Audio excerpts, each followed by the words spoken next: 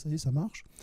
Et donc, on est très content qu'il y ait des associations qui s'occupent de promouvoir notre métier, qui est, de notre point de vue, un métier indispensable à notre développement économique.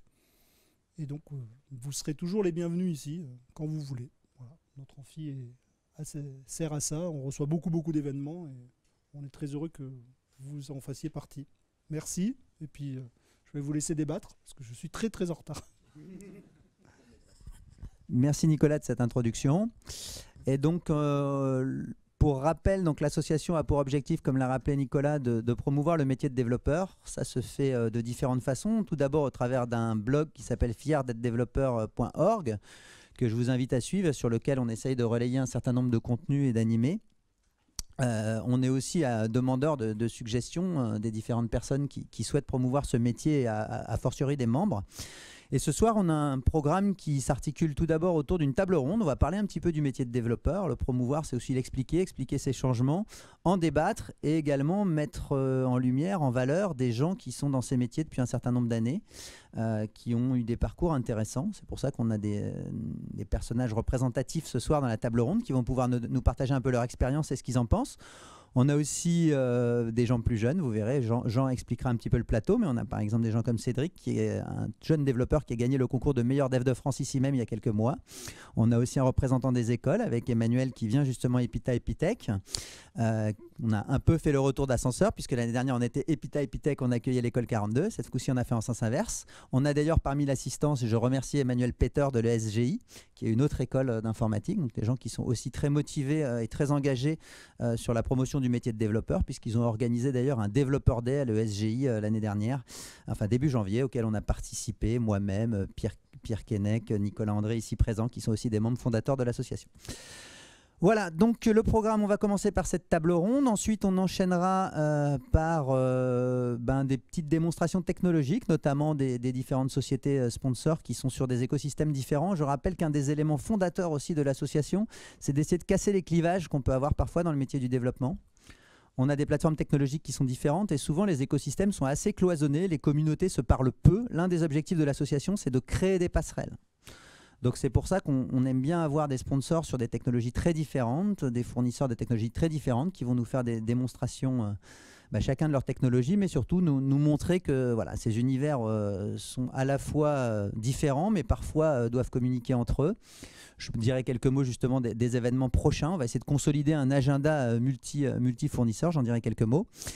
Et puis ensuite, une fois qu'on aura fait ce tour des démonstrations technologiques, on en aura plusieurs animées et c'est coordonné par Éric Vernier là-bas.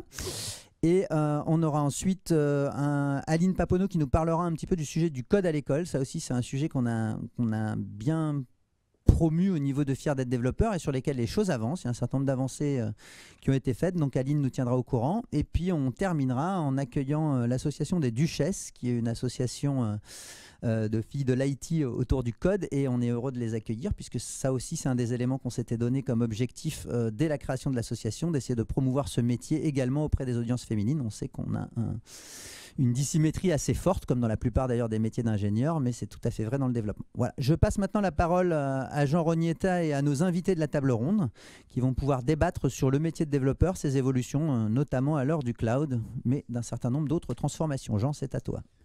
Merci Daniel.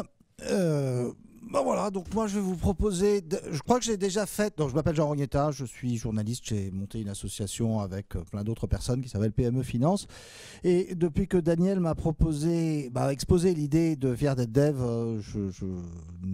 j'essaie de l'appuyer de toutes les manières, et avec le plus de, je crois que j'ai déjà fait la vanne l'année dernière, mais j'espère la refaire chaque année. Mon principe dans l'animation d'une table ronde, c'est la plus grande paresse et la plus grande interactivité. Donc je vais commencer par proposer à Cédric, qui est en face de moi, Thomas Boudalier, Romain Nicali et Julie Knib et Emmanuel Carly de venir me rejoindre. Et je vais vous prier de les applaudir, comme ça moi j'aurai rien à faire.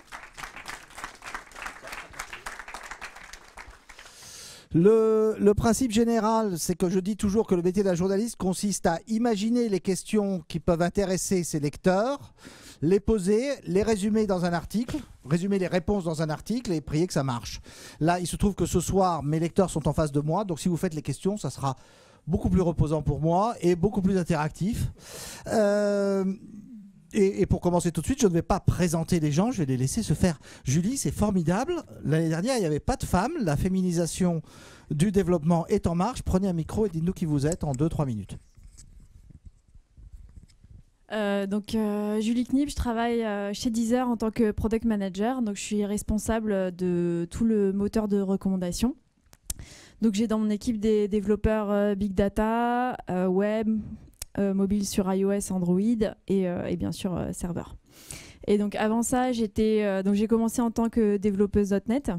Donc j'ai quelques applis dans les stores Windows Phone et Windows. Et ensuite, je suis rentrée chez Microsoft en tant que marketing manager sur l'audience développeur. J'ai été ensuite évangéliste sur justement le développement d'applications .NET. Et donc me voilà maintenant chez Deezer.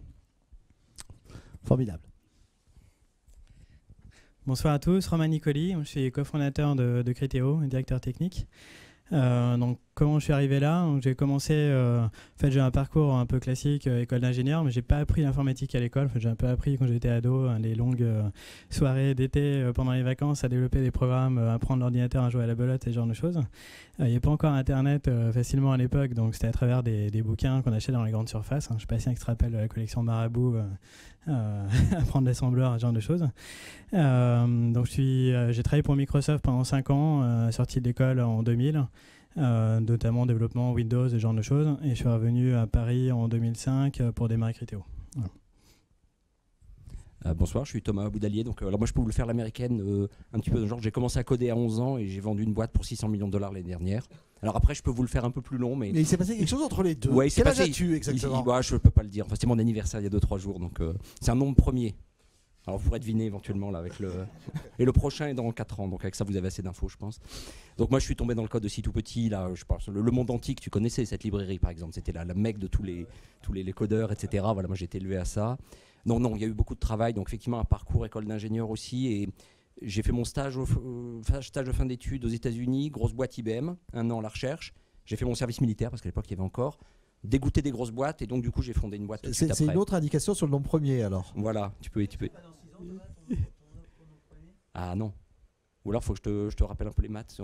Alors c'est marrant parce qu'avec Daniel, on se connaît parce on était en spé ensemble il y a bien 25 ans quasi. Et on s'est pas revu depuis, mais on m'a recontacté il y a pas longtemps. Donc là, éventuellement pour vous apporter une petite lumière. Donc bon, pour info, la boîte s'appelait Neolan, on l'a revendue à Adobe. Donc là je suis encore chez Adobe, donc il y a des choses à faire, c'est intéressant.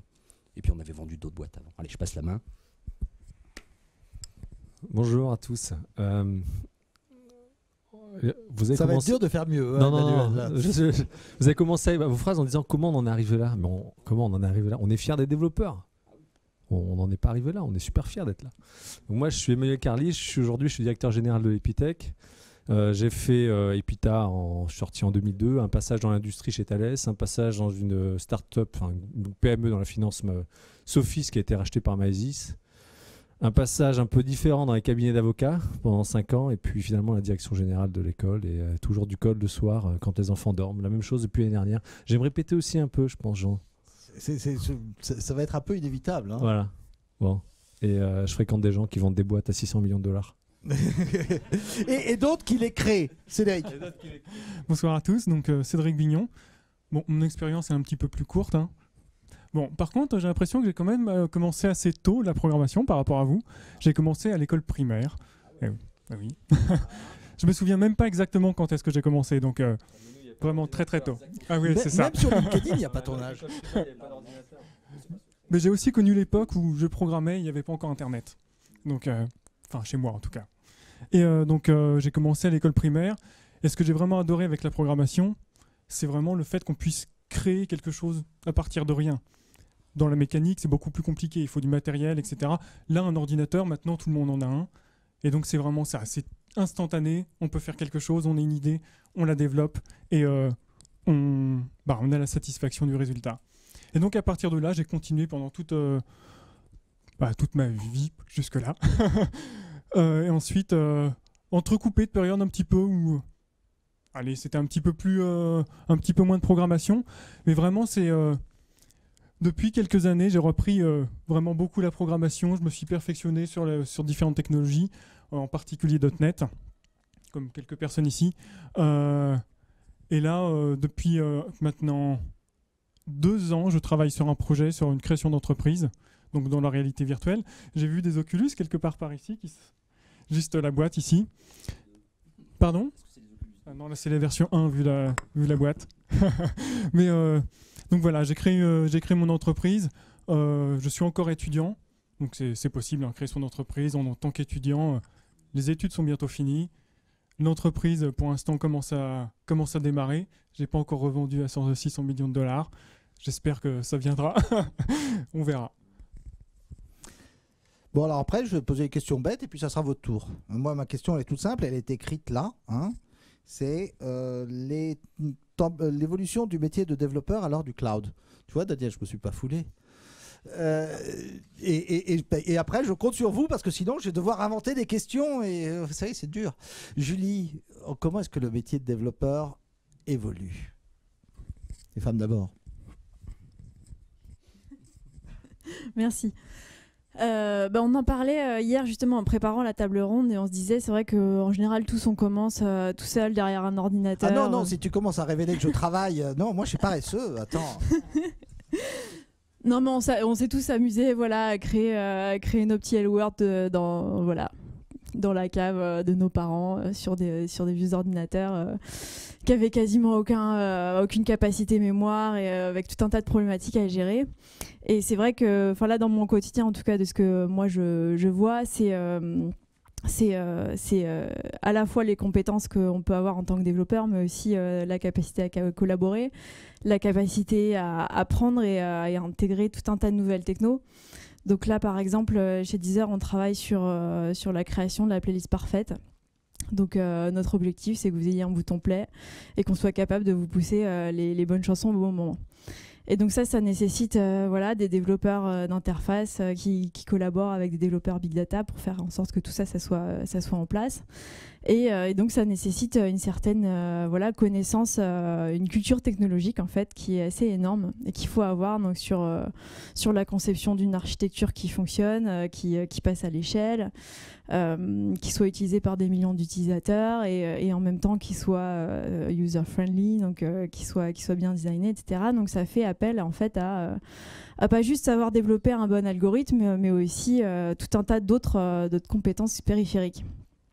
Ça, c'est complètement un rebours du développeur asocial, enfermé dans son écran. Romain, tu es d'accord avec ça ? Ouais, absolument. En fait, je pense que plus que le cloud, ce qui est peut-être nouveau maintenant, on disait tout à l'heure. Pas plus que le cloud. Moi, c'est le sujet de la table ronde là, le cloud. C'est le cloud qui rend sociable. On disait tout à l'heure, on a tous commencé quand il n'y avait pas vraiment Internet ou que c'était encore assez confidentiel, les gens n'étaient pas vraiment connectés. Et maintenant, ce qui est différent, c'est que tout est interconnecté. Donc, on ne développe plus vraiment des programmes, on développe des systèmes. Donc c'est un environnement qui est beaucoup plus complexe et donc c'est pas juste la capacité à écrire le code, mais c'est comprendre un environnement qui est beaucoup plus large, beaucoup plus compliqué et quelle partie on va écrire, comment elle communique avec les autres, et ça demande effectivement de comprendre plein de choses autour de soi et on peut pas travailler en isolation, mettre un développeur dans une cave comme on plaisantait à une époque chez Criteo et pendant une semaine et on sort le produit, ça marche pas comme ça quoi. Et donc, je pense que le cloud, finalement, c'est un outil pour répondre à un nouveau type d'application avec, alors évidemment, j'ai un peu le prisme Criteo quand je dis ça, mais de plus en plus de données. Donc, bon, c'est effectivement un peu tarte à la crème, le big data, mais c'est quand même une réalité. De plus en plus de données. Et donc, en fait, on développe des systèmes qui ne vont pas tourner sur une machine, mais sur des dizaines, des milliers, des dizaines de milliers de machines, voire des centaines de milliers. Alors, la question elle va être pour toi et pour Thomas, donc c'est comme vous voulez. Mais, je me disais en t'écoutant que finalement, on développe des systèmes et pas des programmes. C'est aussi largement dû à toutes les composantes open source qui sont partout. Et je repensais à Stallman qui était, lui, au contraire, le grand, qui est encore le grand paladin du développeur individuel enfermé dans sa tour d'ivoire. C'est-à-dire que paradoxalement, le mouvement open source et la licence écrite par Stallman a permis une généralisation des composantes qui fait que du coup, le programmeur individuel dans sa petite tour a disparu. C'est la loi des conséquences inattendues, ça. Alors, je fais juste un commentaire, après je Oui, sais pas si le micro. Mais c'est vrai que je pense qu'il parle autour de là, et puis là aussi. Il y a beaucoup de startups. Mon but, c'est que les mains se lèvent. Il y a beaucoup de startups qui probablement n'existeraient pas, n'auraient pas pu développer ce qu'elles ont développé sans toutes les briques open source qui sont dispo aujourd'hui. Je pense qu'à une époque, il y a certains développements qui étaient à l'apanage de Google et de quelques entreprises qui avaient un vrai montage techno en termes de scalabilité, de capacité à faire des choses, qui sont maintenant beaucoup plus mainstream parce qu'il y a tout un tas de technos qui sont accessibles à n'importe quelle startup qui démarre et on peut se focaliser sur son expertise métier et puis utiliser toutes ces briques. Thomas, puis Emmanuel. Oui, moi je veux dire effectivement, si on revient à la question initiale, en quoi le cloud a changé. Alors, vous avez vu, il y a toujours des effets de mode dans l'informatique, les tartes à la crème. Il y a quelques années, on appelait ça le grid computing. Puis c'était pas in, alors maintenant on appelle ça le cloud. Bon, globalement, qu'est-ce que ça veut dire? Il y a un nouveau modèle économique et il y a un nouveau modèle technologique. Une boîte qui démarre maintenant, qui veut faire de l'informatique grand public, c'est forcément connecté à l'Internet. On est forcément tout de suite, pratiquement dès le début, dans des problèmes de scalabilité, ce que tu citais, sur de la tenue en charge, etc. Et l'avantage du cloud, ça vous donne un peu cette promesse de l'élasticité. Surtout, vous vous emmerdez plus à acheter les serveurs. Moi, j'ai vécu, on a monté notre propre cloud dès 2003. On allait acheter les serveurs, on virait les disques, on mettait des disques plus puissants, on tunait le contrôleur. Puis le soir, on allait les raquer dans le data center, là où il fait froid. On prenait le pull, tout ça. Et puis quand ça merdait, on allait changer le switch qui déconne à 2h du mat. J'ai vécu ça, je me suis même mangé la vitre parce que j'étais un peu la tête dans le fion. Voilà, ça j'ai vécu tout ça. Mais l'avantage du cloud, vous vous occupez plus de ça. Alors attention, parce que c'est à double tranchant. C'est parce que c'est Amazon qui s'en occupe. Alors éventuellement Amazon ou quelqu'un d'autre, mais quand on dit le cloud, il y a aussi le modèle économique. Il ne faut pas oublier ça. Moi, quelque chose que j'ai vécu, mon expérience, ça a toujours été de l'informatique d'entreprise, pas forcément grand public, mais il y a un appauvrissement des compétences chez les utilisateurs. Les directions informatiques sont de plus en plus larguées. Donc quand on commence à leur dire vous allez mettre en place un système chez vous, alors il est juste 24/7, juste exposition à Internet public et juste haute dispo, ils s'enfuient tous, ou alors ça devient compliqué. Donc c'est également quelque chose qui permet de vendre des choses compliquées que les utilisateurs sont plus capables de gérer eux-mêmes. Donc ça c'est un point important. Donc le cloud, c'est non seulement pour les boîtes qui démarrent, finalement une abstraction de tous les problèmes matériels. Alors attention aux sous, la carte bleue fait filer vite à un moment donné. Donc il faut aussi regarder ça, parce qu'à un moment donné, on le voit, il y a des boîtes genre Zynga, et alors bon, c'est peut-être pas un bon exemple, mais ils sont revenus sur leur cloud à eux à un moment, parce que le modèle économique peut le justifier.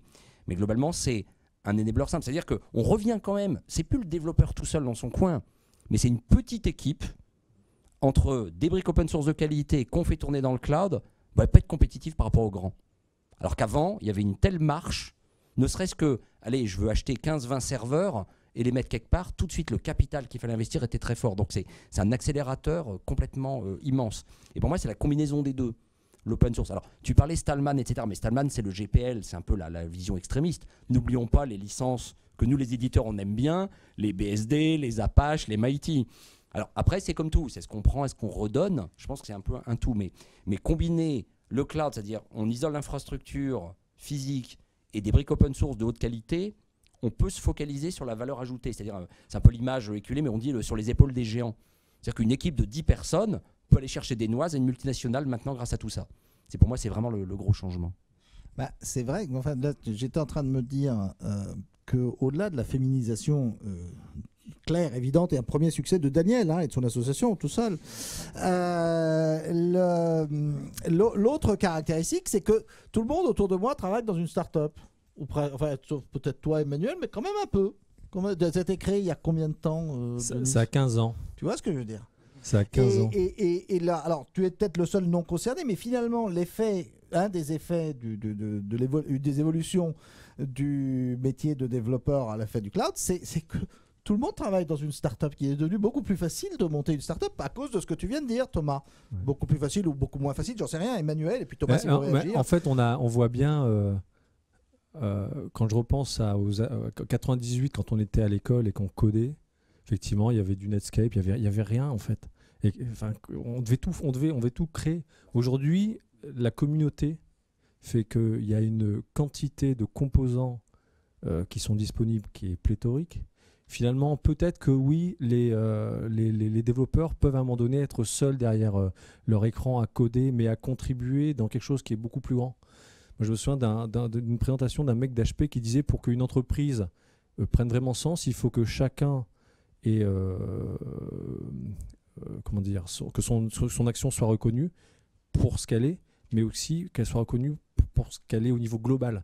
Et donc ils avaient loué un stade, et ils avaient fait venir tous les collaborateurs, il y avait eu des actions pour que chacun se rende de son action et de la globalité. L'open source, c'est ça. C'est à un moment donné, le soir, je vais coder un truc à la con dans un petit composant que je vais pusher sur GitHub, et ça va être repris dans Torvald. Il y a 2000 contributeurs, le projet a été forké 13 000 fois. Regardez les problèmes qu'il y a aujourd'hui sur Android. C'est forqué dans tous les sens, à tel point que finalement on ne sait plus trop quelle est la bonne version. Et ça, c'est un accélérateur qui est gigantesque. Il y a un effet d'accélération qui est très fort. Moi, quand je suis sorti d'Epita, j'ai fait de l'embarqué. Donc en gros, dans l'embarqué, on n'a accès globalement à rien. Donc ce qu'il y a dans les avions de chasse, donc c'est vraiment pas de l'embarqué, c'est l'embarqué chiant, dur. Et quand je suis revenu au code il y a 4 ans, à me remettre sur le cloud, à découvrir ce que c'était, mais j'ai juste halluciné, quoi. À être sur l'île de la Réunion en vacances et à pusher du code avec une ligne de code sur des serveurs d'Amazon en Irlande, c'est génial. Et ça, il y a une accélération qui est fantastique pour ça. Donc oui, n'importe qui peut aller attaquer un gros, pour le peu qu'on ait la bonne idée, la bonne équipe, et qu'on sache exploiter finalement ce que les géants mettent en place. Et oui, il y a un business model derrière pour eux, mais c'est un accélérateur qui est fantastique. Alors moi, je suis très content de pouvoir vivre ça aujourd'hui. Cédric. À propos toujours sur la ligne startup, là, je posais des questions. Le cloud, les startups, l'informatique. Le cloud, ce que Manuel vient de dire, qui est très juste par ailleurs. Donc par rapport au cloud, ce que je peux dire, c'est vraiment, avant au début, j'étais pas du tout orienté Internet. C'était vraiment application native sur ordinateur. Ça communiquait pas, tout simplement. C'est simple. Ensuite, là, depuis que j'ai créé mon entreprise, au fur et à mesure des demandes que les clients nous faisaient, on avait de plus en plus besoin d'avoir une communication entre les différents logiciels. Et là, je sais que le cloud, ça nous a permis de faire ça. Parce que si on avait dû provisionner des serveurs, faire tout plein de choses, vraiment, là, quand on provisionne des serveurs, on a tout à s'occuper. Il faut installer le software, l'OS, etc. Alors que le cloud, on clique sur un bouton, on a un serveur qui est tout prêt, en 15 minutes, où on veut. Donc là, on a des clients en Asie. Pour avoir un minimum de latence, on dit que notre serveur est en Asie. On a juste à cliquer sur un bouton et on a le serveur. Et on clique sur un autre bouton si on veut 2, et puis etc.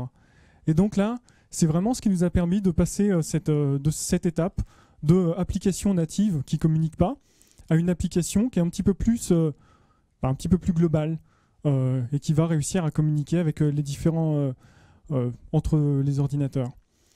Et ça, c'est vraiment une première partie du cloud qui est formidable. Et ensuite, la deuxième partie, je pense, c'est un petit peu toujours cette façon de raisonner avec des briques, des composants qu'on va assembler. Le cloud, l'idée, c'est aussi de se dire, justement, le serveur, ça va être aussi un fournisseur qui va vous l'apporter. Il va vous apporter tous les composants logiciels nécessaires et on aura juste à rajouter notre petite touche qui va se connecter à tous ces composants-là, et ça marche. Et c'est vraiment cette philosophie de bien séparer tous les tenants, c'est-à-dire que le hardware, on va plus s'en occuper, l'OS, on va plus s'en occuper. Par exemple, le serveur de l'ESGBD, on va pas nécessairement s'en occuper.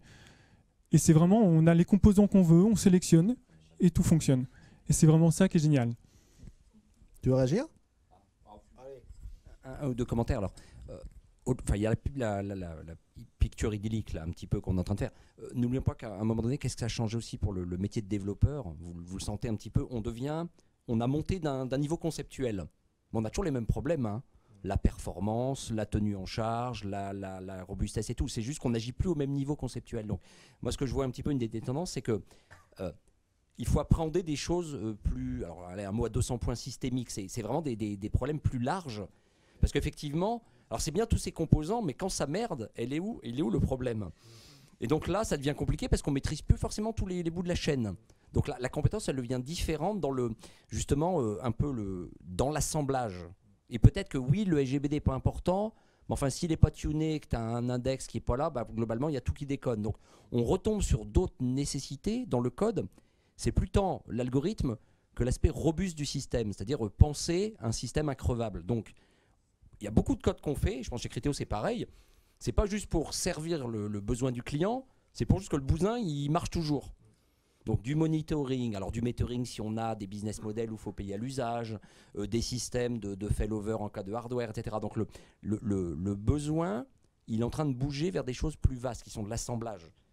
Historiquement, nous, c'est comme si on faisait la petite cellule dans un coin, les codeurs il y a 20 ans. Maintenant, on passe au niveau du corps. Alors, il y a le foie lui-même, des cellules, il y a le cerveau, le système nerveux et tout. Et alors, quand vous êtes malade et que ça part un peu n'importe comment, il n'y a plus rien qui marche. Donc, c'est plutôt cette vision-là. Et le deuxième point qui est important, pour moi, c'est que l'appli desktop qui marche dans son coin, ça existe toujours, les jeux sont comme ça, et encore, ils sont connectés, mais on est tombé vraiment dans un monde 24/7. C'est-à-dire, ça ne s'arrête jamais. Et bien là, vous avez des problèmes amusants du genre comment je change la roue de la bagnole à 200 km/h sur l'autoroute. Ou comment je transcode Instagram. Et puis, il y a quelqu'un qui arrive dans la voiture et qui quitte à 200 km/h. Voilà. Le métier de développeur, c'est devenu un peu ça. C'est-à-dire d'autres classes de problèmes. Alors, oui, on va venir. Julie d'abord, parce que sur ce point, et puis Romain, s'il veut. Oui, moi, je voulais commenter juste sur la partie réutilisation des composants et assemblage de briques. Parce qu'en fait, le métier de développeur, c'est aussi prendre ce genre de décision. C'est-à-dire que est-ce que je vais m'amuser à réinventer l'eau chaude sur quelque chose d'existant ou est-ce que je vais réutiliser un composant? Mais en fait, souvent, le problème ne se pose pas comme ça. C'est est-ce que ça touche au cœur du business de mon entreprise? Où est-ce qu'elle est ma valeur? Et est-ce que je peux me permettre de le confier à quelqu'un d'autre quitte à avoir une dépendance? Ou est-ce que je vais le garder chez moi parce que c'est vraiment critique pour mon fonctionnement? Et ça, c'est des questions qu'on se pose vraiment tous les jours. Et c'est pour ça qu'on fait des POC sur des composants, etc. Et à chaque fois qu'on découvre un composant, on se demande des questions de maintenabilité, de pérennité, etc. Et aussi de stratégie. C'est-à-dire que nous, notre enjeu, c'est notamment autour de l'algorithmique. Clairement, c'est quelque chose qu'on ne va pas aller outsourcer en utilisant une autre librairie parce que sinon, ça serait trop facile pour quelqu'un d'autre de reproduire notre intelligence et du coup de nous enlever notre valeur. Bon, comme j'ai pas bossé, j'ai préparé que 3 questions, c'est-à-dire 3 sujets, mais un peu larges. Et puis en même temps, comme il nous reste 18 minutes, c'est pas très grave, mais j'aimerais bien... en gros, je voulais proposer qu'on parle de 24/7, de DevOps, tout ça. Qu'on parle de ressources contraintes, de l'embarqué, la mobilité, le green computing, l'Internet des objets. Enfin, qu'est-ce qu'on fait quand on n'a pas tout l'Internet à sa disposition et toutes les ressources de tous les clouds publics du monde? Et puis la tarte à la crème Big Data, parce que ça fait toujours bien, mais par un biais un peu crème chantilly, on va dire. Mais est-ce que vous avez, vous, d'autres sujets ou par lesquels je commence? Wow. Merci de votre réactivité. Bon, alors, la tarte à la crème, elle est toute simple. C'est-à-dire que dans le big data... Pardon? Mais voilà, je me tais. Attends, comme ça. Ah, monsieur. Bravo Emmanuel. Si on fait une minute de silence pour tous les développeurs qui avaient une deadline, qui ont bossé jusqu'à 3 heures. Ça, je pense que ce serait bien. Monsieur.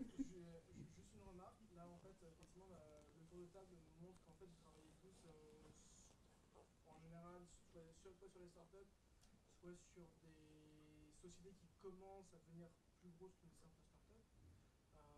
Mais en même temps, quand on se fait chasser, on se fait plutôt chasser à 90 voire 95% par des boîtes de service. Donc j'ai un peu l'impression d'un décalage en fait entre ce que vous pouvez dire et ce qui se passe dans la com aussi. Emmanuel. Quand tu vas dans une boîte de service, on te recrute dans une boîte de service parce que tu as des compétences. Ces compétences, ta boîte va la revendre à une entreprise, à un grand, un petit, un moyen. Et tu vas faire des projets. Donc c'est la même chose, sauf que tu as un intermédiaire entre les deux. La bonne nouvelle, c'est que Tom Peters écrit dans son bouquin l'innovation un cercle vertueux, c'est que bientôt les intermédiaires vont disparaître. Donc tu attends un petit peu, ils disparaîtront et tu feras la même chose. Les intermédiaires, la SS2I, c'est inquiétant. Cédric. Effectivement, tu te fais chasser par ces genres d'entreprises, parce que les startups, elles chassent pas, par exemple. Elles n'ont pas le temps. Voilà, elles n'ont pas le temps. Soit tu la crées, soit tu essayes toi-même de t'investir et de trouver les startups. Donc, c'est vrai que là, tu ne pourras pas te faire chasser par ou ça sera très rare, de te faire chasser par une startup. Oui, allez, bien sûr. C'est par une petite start-up. Voilà, exactement. Je sais pas, par exemple, si Criteo, on peut encore considérer une start-up. À voir.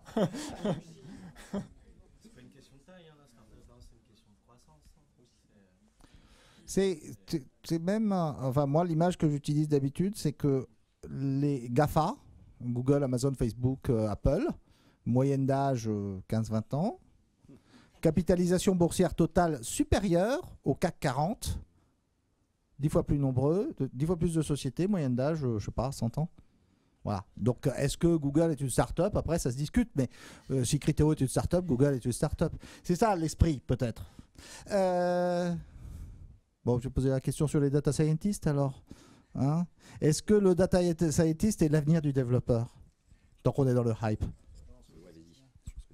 Ça, c'était la crème Big Data. Ouais, donc c'est moi qui ai le droit de tarter la crème.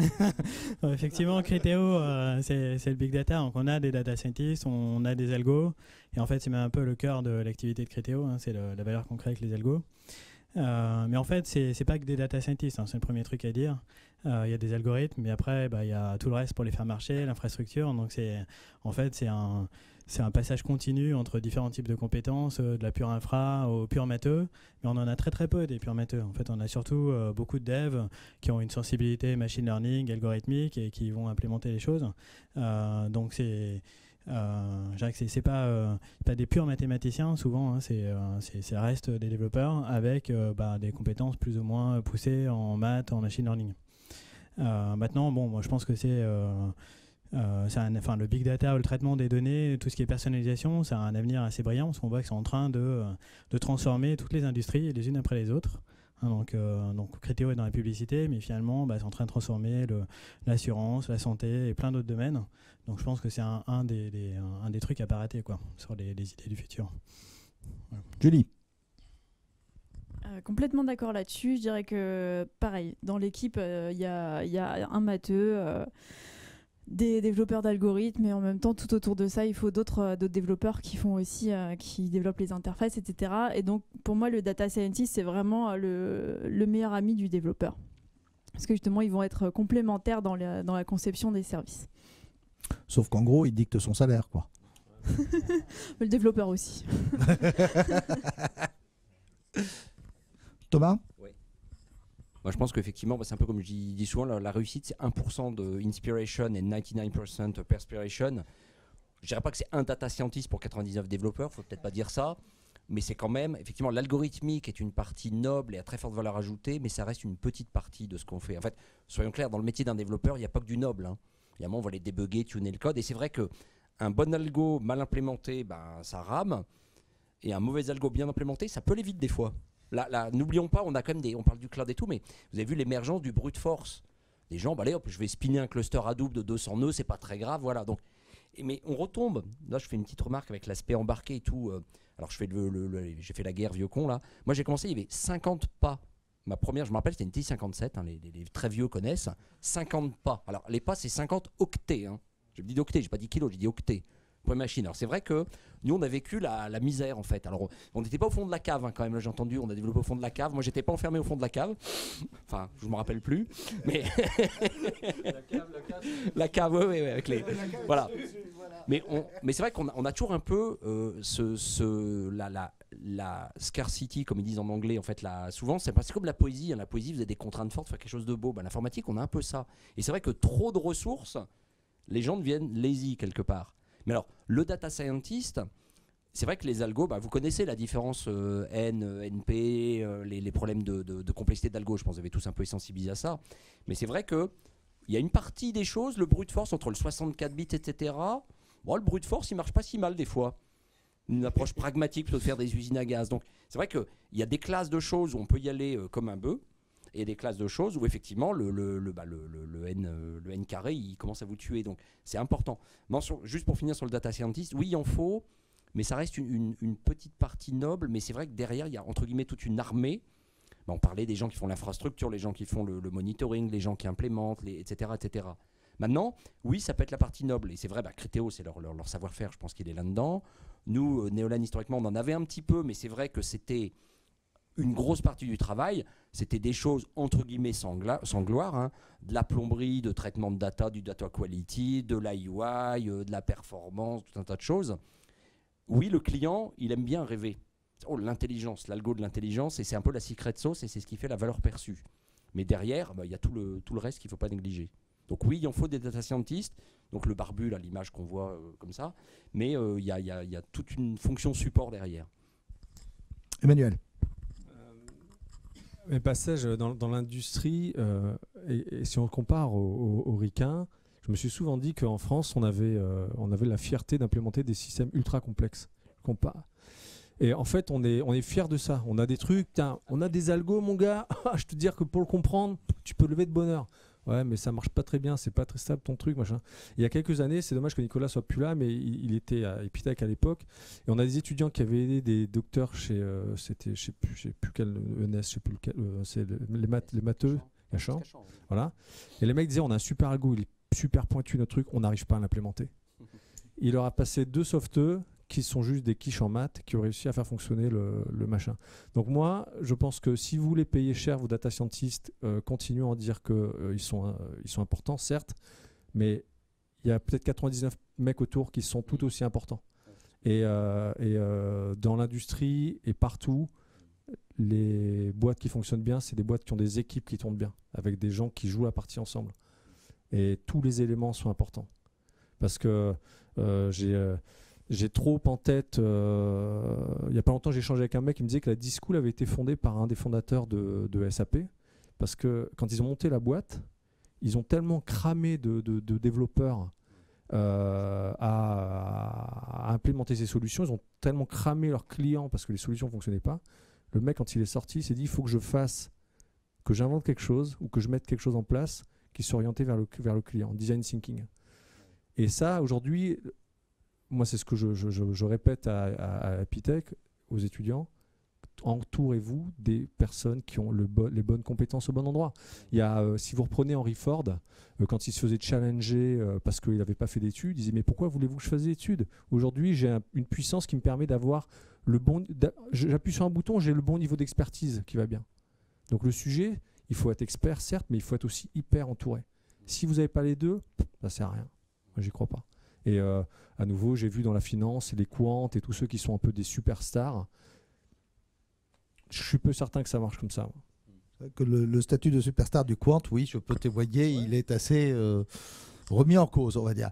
Julie, pardon. Cédric, c'est juste parce que tu es plus près du micro. Non, hop là, bah on passe, on va vite ailleurs. Oui, non, mais justement pour appuyer le propos sur la complexité, nous on fait pas mal d'AB tests justement sur les versions d'algorithmes. Et justement, parfois, les data scientists sont déprimés parce que c'est pas toujours les versions les plus évoluées qui fonctionnent le mieux. Et il y a un vrai enjeu sur la segmentation des populations et de voir quel algorithme on leur sert. Et donc voilà, c'est pas toujours la complexité qui rend le mieux service. Et en B2C, là, nous, Deezer, c'est un peu la même problématique que Netflix et tous les autres providers de catalogue de médias. On a un catalogue de 30 millions de chansons. Vous n'avez aucune chance de pouvoir toutes les écouter, donc on a un vrai travail à faire sur ce qu'on va vous montrer et ce qu'on va mettre en avant. Et donc voilà, l'expertise data, elle est importante, mais il n'y a pas que ça, il y a aussi toute la présentation, etc.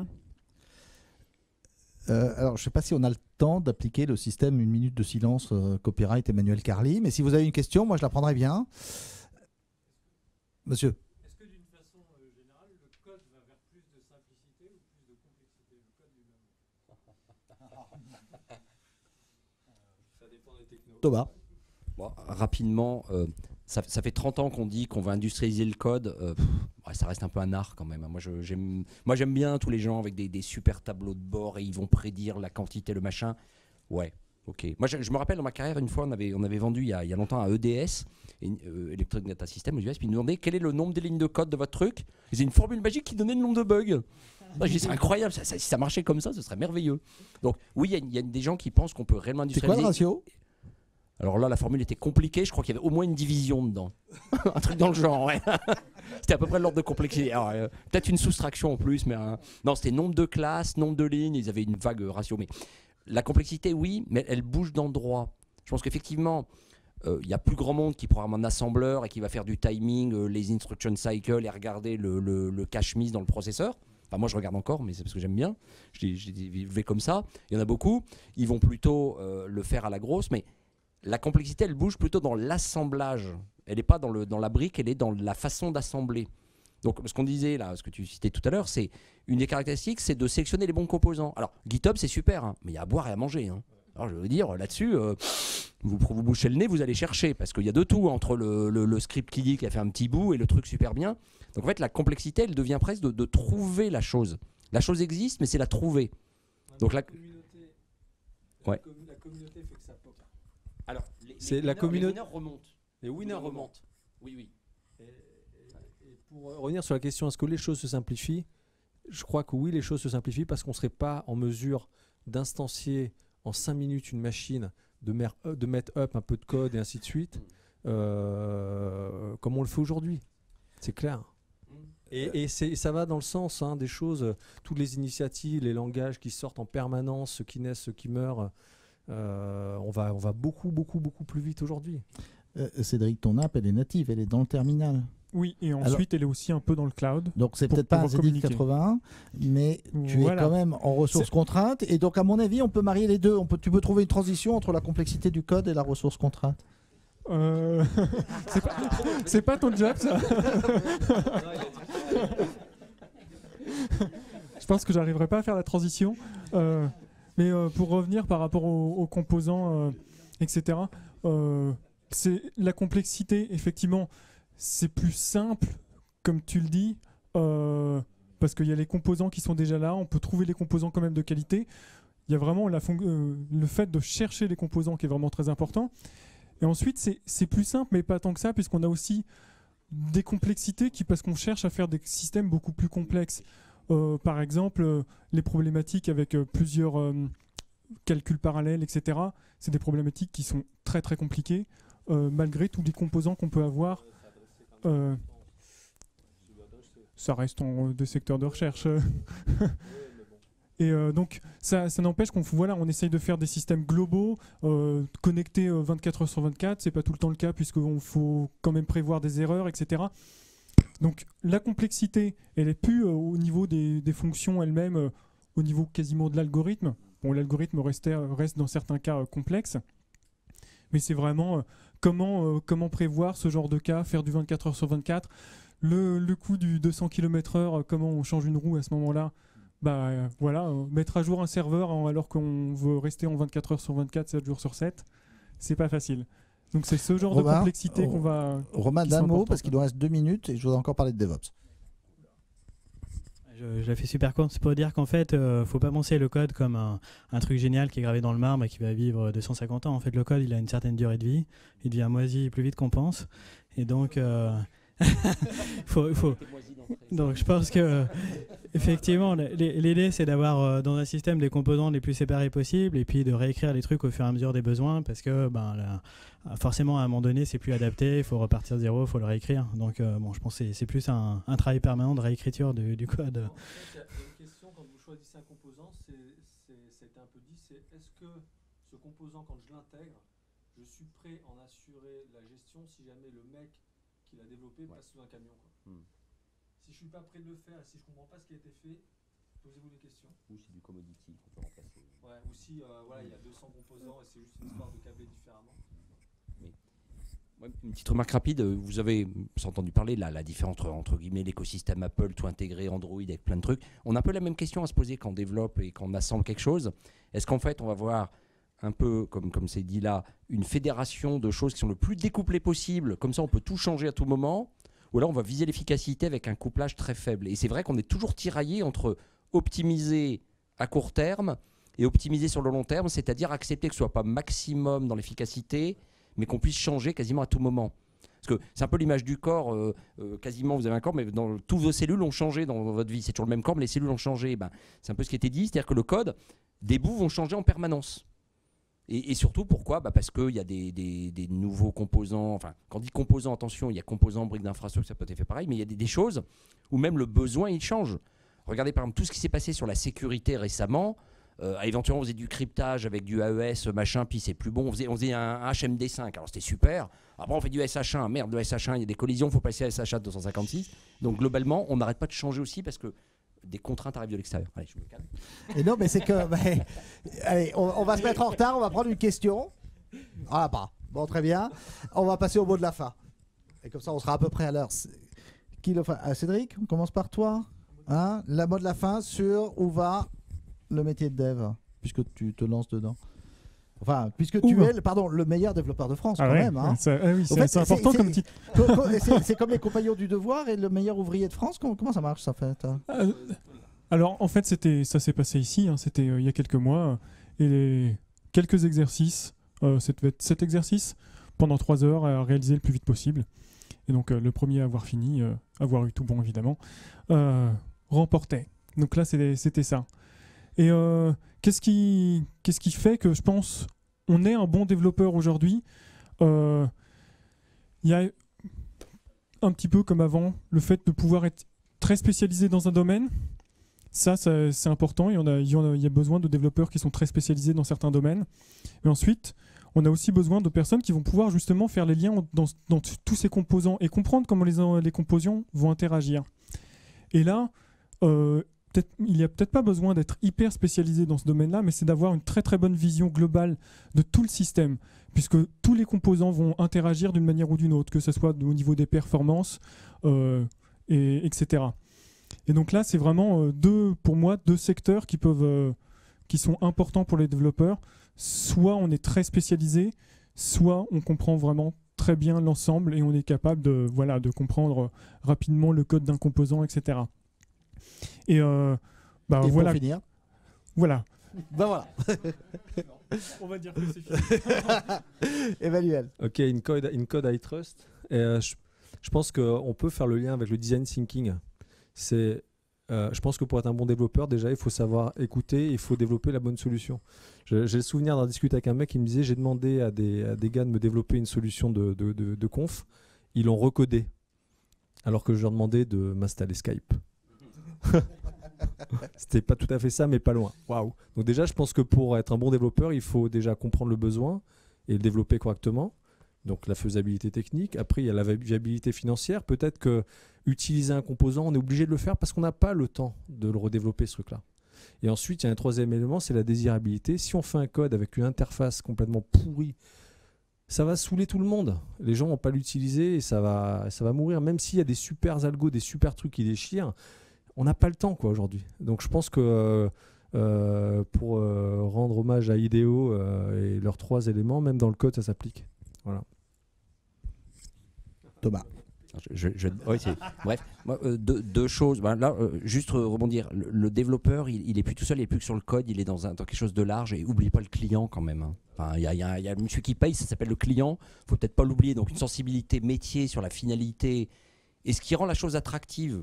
Et on disait tout à l'heure, nous les ingénieurs français, on aime bien la complexité. En fait, on baigne là-dedans, mais des fois régler, ça c'est les anglo-saxons de cette force, la règle des 80-20.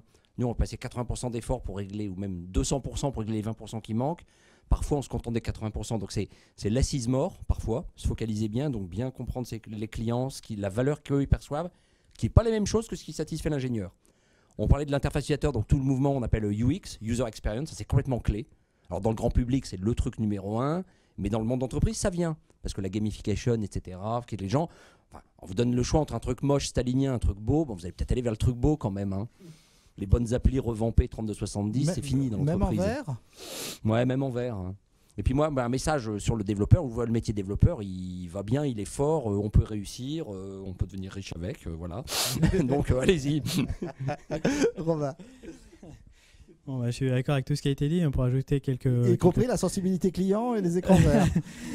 Non, absolument, c'est pas juste la compétence technique. En fait, nous on a l'habitude de dire, hein, et bon, il y a des blogs qui parlent de ça, hein, c'est les gens intelligents qui connaissent leur métier, qui ont resté au fait des nouvelles technos, qui vont piocher dans ce qu'il faut. Et l'autre aspect qui est important, c'est qu'ils livrent des trucs qui marchent, quoi. Et voilà, donc c'est pas juste je fais un truc qui marche à 90%, ça sert à rien du tout. Il faut un truc qui marche à 100%. Et souvent, c'est les derniers 10% qui demandent le plus de travail. Et la capacité à faire un truc qui marche vraiment, qui résout un vrai problème, ça fait toute la différence. Donc c'est pas juste une question de la librairie, de la connaissance technique, mais de faire le truc qui répond aux besoins et qui marche. Et après, très optimiste sur le futur des développeurs et le potentiel. Hein. Contrairement, on parlait des SS2I tout à l'heure, finalement le métier roi dans les SS2I, c'est plutôt le commercial, hein, celui qui amène le business, qui signe les deals. Et le développeur, finalement, c'est un peu l'exécutant.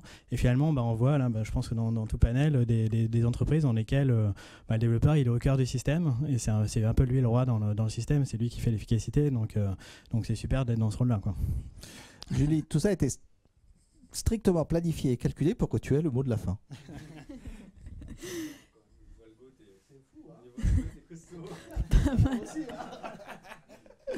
Que rajouter de plus? Pour moi, un bon développeur, c'est un développeur qui est aussi qui aime son métier et qui va être curieux. Donc, qui va potentiellement pas forcément se contenter d'avoir un code qui marche. Là, j'entends souvent mes voisins de bureau qui disent ah ouais, je l'ai fait, mais c'est pas propre, etc. Et on sent que c'est des gens qui aiment ce qu'ils font et qui ont toujours envie de faire mieux, toujours envie d'aller découvrir justement ce qui se fait autour, chercher des moyens d'améliorer, de voir comment est-ce qu'ils pourraient faire différemment, etc. Et c'est vraiment je pense, cet état d'esprit qui fait, entre autres, un bon développeur.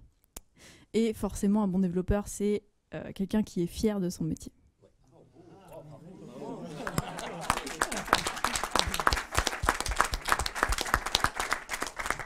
Merci Julie, on n'avait pas travaillé, mais c'est bien de finir sur le slogan de l'association. En tout cas, je vois que tu as trouvé un filon, donc l'algorithme philo, first in, last out, pour commencer par Julie, terminer par Julie. Donc merci pour cette table ronde, Jean, et cette animation. Merci Cédric, merci Emmanuel, merci Thomas, merci Romain, merci Julie d'être venus nous soutenir par cette table ronde qui par ailleurs a été filmée et qu'on pourra passer en ligne. Parce qu'il ne faut pas oublier qu'on a pas mal de membres de l'association, plus de 30% des membres qui sont en fait en région, donc pour qui c'est pas forcément facile de venir à Paris sur un événement, et beaucoup nous ont demandé de pouvoir bénéficier de la retransmission de cet événement. J'en profite pour souligner qu'effectivement l'association essaye de trouver des leviers pour soutenir des événements en province. On va essayer de trouver déjà des membres de l'association qui sont moteurs pour faire des événements. Je vais dire un petit mot de l'événement BDX.io, qui est BDX, c'est Bordeaux. On a un membre de l'association qui est très actif dans cette conférence qui aura lieu le 17 octobre à Bordeaux. Je ne sais pas s'il y a des Bordelais ici, mais sachez que c'est une conférence qui est intéressante aussi parce qu'elle est multitechnologie. Et ça, c'est un élément, comme je l'ai dit, qui est clé pour l'association. On veut casser les cloisons entre les communautés, lutter contre les guerres de chapelle. Et on trouve que toutes les initiatives et toutes les conférences qui peuvent réunir les développeurs derrière leur passion du métier, indépendamment des technologies, de savoir s'ils préfèrent .NET, Java, PHP, Embarcadero, WinDev ou tout ce qu'on veut, on s'en fiche. Il s'agit de gens qui aiment leur métier et qui veulent faire passer ça. Donc je réinsiste là-dessus, cet événement, donc BDX.io, le 17 octobre à Bordeaux. Merci, on va faire venir maintenant les personnes qui sont plutôt sur la partie démonstration. Donc je crois qu'on...